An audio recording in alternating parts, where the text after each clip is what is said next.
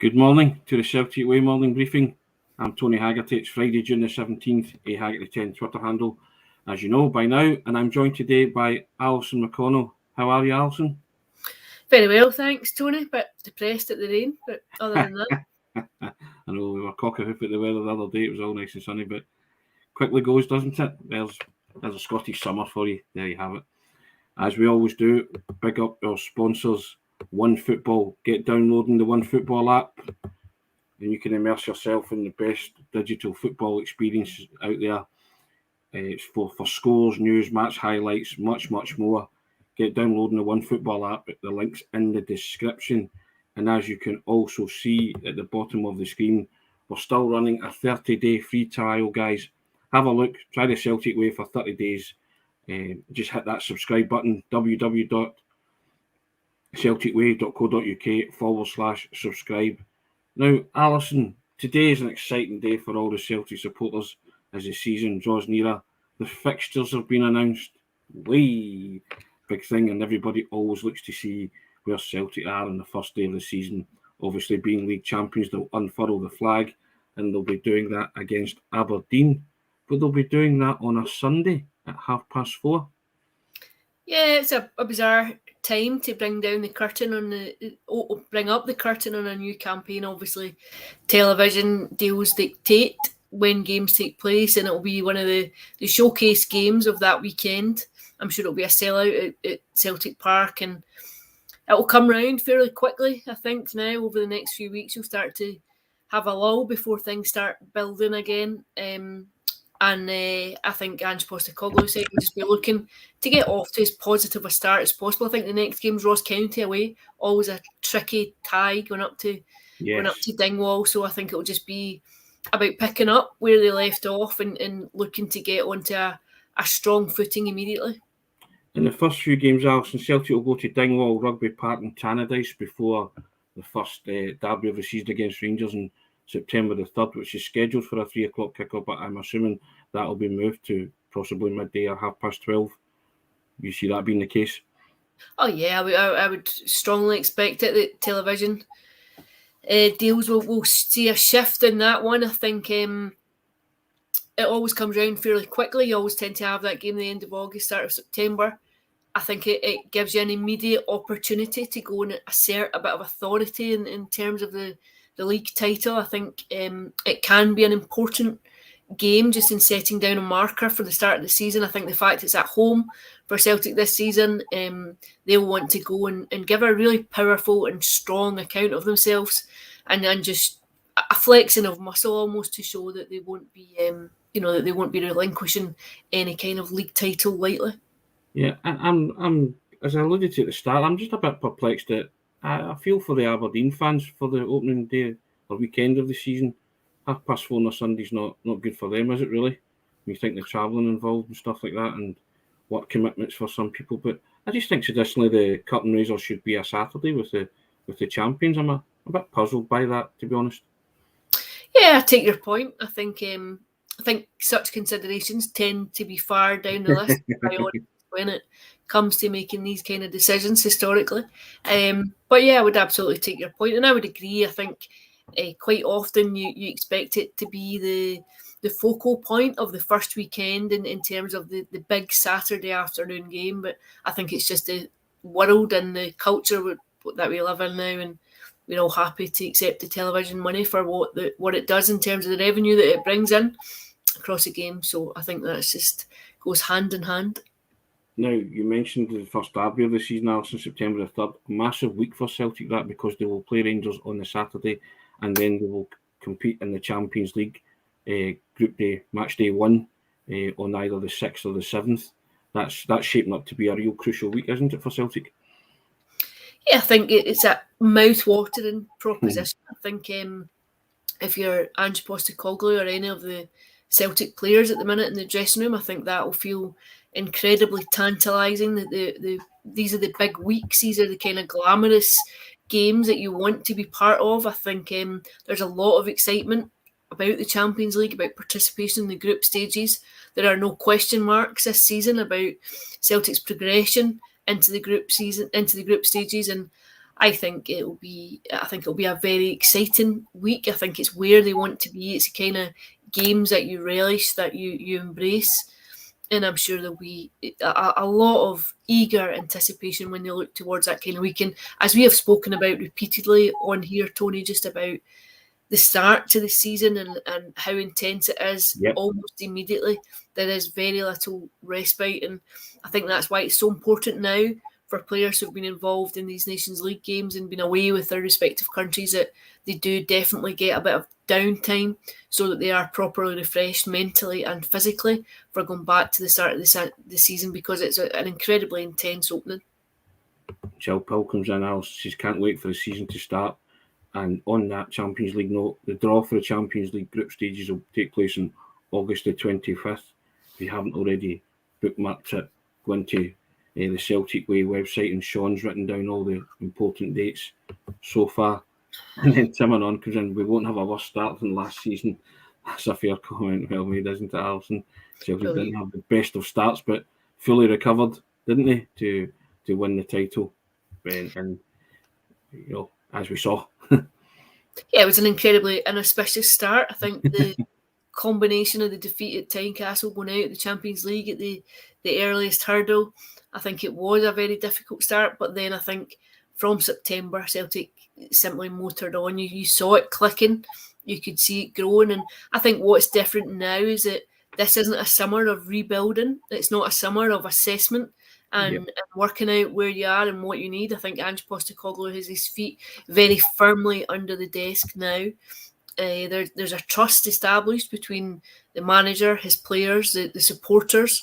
All the discord that was around the club and hindered the club off the field last season has quietened, and what you have now is a winning team tends to silence all of that anyway, but what you have now is an impression of a very harmonious dressing room and a very cohesive unit on the pitch. And I think what that does is give you foundations to build in what you've already established.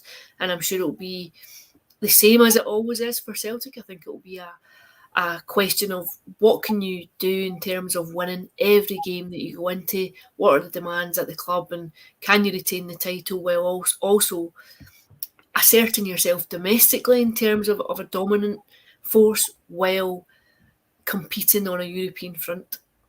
Now, Alison, Celtic play Aberdeen, Ross County, Kilmarnock, Hearts and Dundee United. That's the first 5 games before they play Rangers. I mean, the demands are that Celtic will be targeting 15 points before they take on Rangers, won't they, from those first 5 games? I think it's not different from any other season, I think, at Celtic. The remit remains the same. I don't know if it'll be as black and white as let's have 15 points before the Rangers game, but what it is you go into every game assuming that you will win it. You go into every game with the demands on you that you are expected to win it. If you don't, there are questions asked. There are criticisms. That's just the reality of life at Celtic and at Rangers, where you are expected to come out on top in every single game, and that won't waver whatever game Celtic go into this season. And I would include the Champions League in that, particularly the home games, where fans retain an expectancy of how they expect the team to play and compete, regardless sometimes of how plausible that may be. I think it remains the culture around the club. Yeah, very much so, Alison. I think after last season they'll be wary and they'll want to come out the traps, won't they? Quickly, let's put it that way. Yeah, I think you know yourself that if you stumble at the start of a campaign, it can be difficult just to get that ground back. It disrupts your momentum. Yeah. It can dent confidence. It can be a headache. It can be an issue. It can cause ripples of anxiety that can grow if you don't steady it very quickly. And I think the remit at Celtic always is go out, get onto a very solid footing, and they'll just really be looking to pick up where they left off. That game against Motherwell, the day that the title was, the championship was handed out, I think what you saw was all the elements of Ange Postecoglou's system and the way he wants to play. And it'll be a question in August of can you pick up there where you left off. And what you've seen from a number of players who have been away in international duty is that they still look fit fresh. I'm thinking about Giakoumakis and that goal he scored. I think you'll have players coming back confident. You also have a core group of players here at the club who will be vying to get into World Cup squads with their respective countries in November. I think sometimes that can be the catalyst for individuals really striving to get to the top of their game, knowing that there's a squad place to compete for in terms of the World Cup. Obviously, the Scottish players would be excluded from that, but thinking about Matt O'Reilly, who will have designs on getting into that Danish squad. You've got the Japanese players there who will also be competing for places to go to Qatar, and I think that can work to Celtic's benefit. Cameron Carter-Vickers as well, with the USA national squad. He's just forced his way back in at a probably optimum time for him. Yeah, absolutely. You could go through the squad. There are a significant number of players who will all be competing to get into the respective squads, and they will know that competition in that vein is fierce because everyone wants to go and represent their country at a World Cup. And I think what you see then is players, it's almost a monastic existence. I think it becomes about training and sleeping and preparation and recovery and a real single-minded focus of being at the peak of your game in order to make that squad, and I think that works in Celtic's favour. One thing they do have as well, Alison, you see the Champions League group stages, some intense matches that can prepare you for international football, as you say, in the World Cup. William Watkins and Andy's legacy will be how far he takes Celtic in the Champions League. That's all well and good, Alison. How far do you think he can take them? Is that depending on who they draw? Yeah, I think it's dependent on way too many factors to answer that just now. I think the obvious one is the draw. The obvious one is who you find yourself up against. I think you can be luckier than other sides sometimes.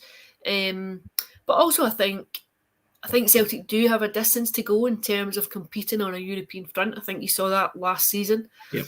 So I think I would be very wary of describing any Champions League group as an easy group because I think it can be difficult, and I think it's definitely a bridge for Celtic to cross, going from domestic football to European football and trying to sustain the same levels that you've seen in a domestic context and that kind of environment. And I think there'll be a significant amount of intrigue in how they do that this season, particularly because of the environment that they're in, and it is the most prestigious tournament that Europe has to offer.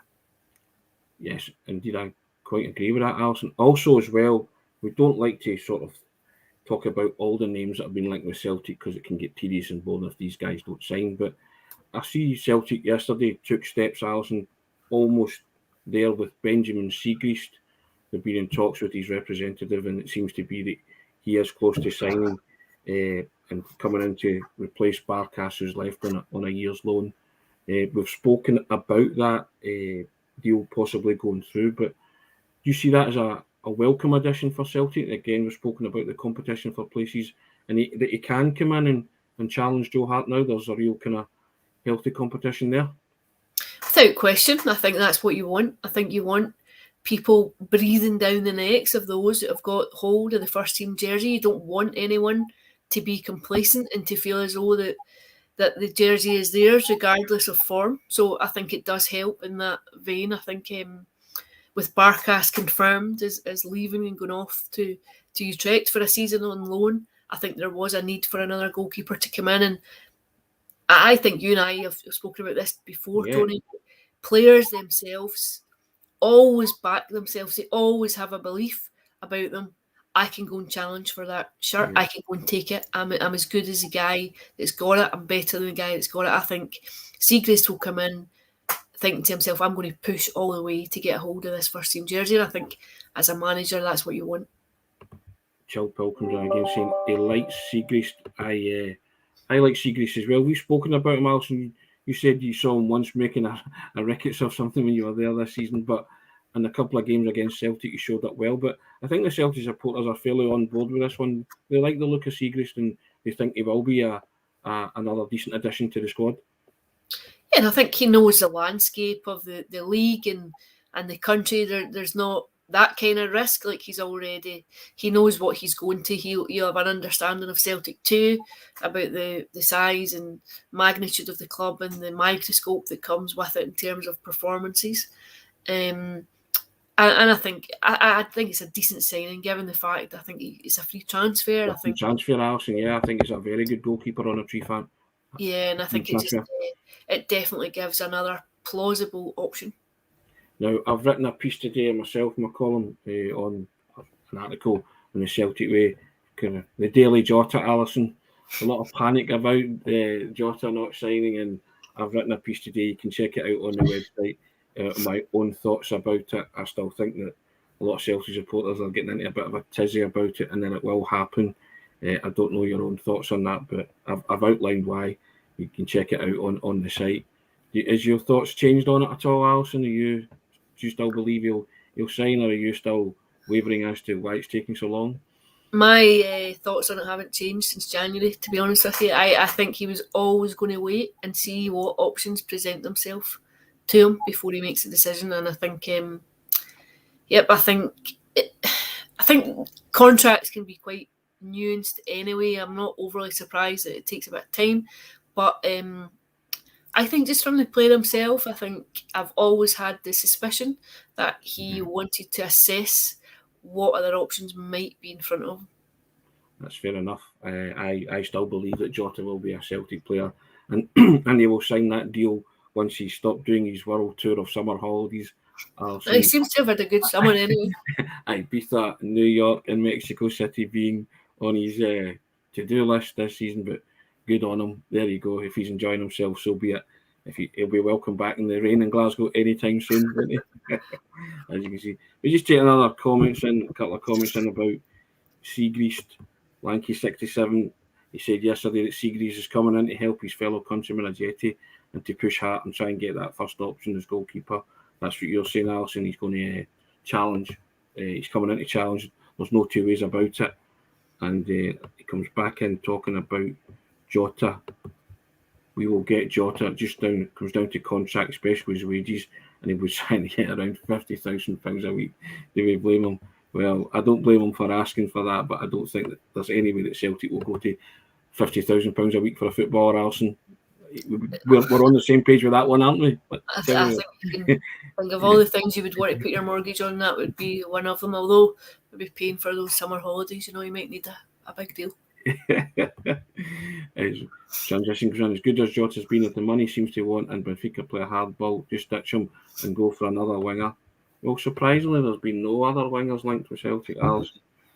But I can recall it's all defenders and defensive midfield types and left backs, stuff like that. So, but read into that what you will, I guess, so we'll see how it goes.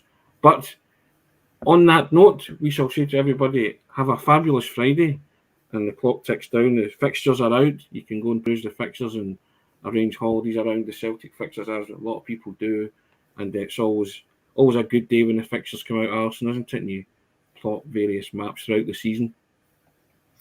Yeah, I think it feels like a really short break. I think it feels like you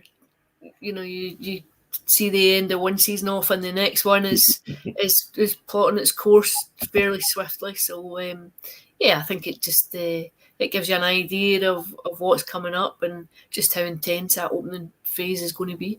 Just think there's high levels of anticipation amongst the Celtic fans after the fare they were served up last season, and by winning the title and winning the cup and straight into the Champions League, there's just a kind of real buzz about the place, as Paul McStay would say years ago, Alison, that everybody's just really looking forward to it.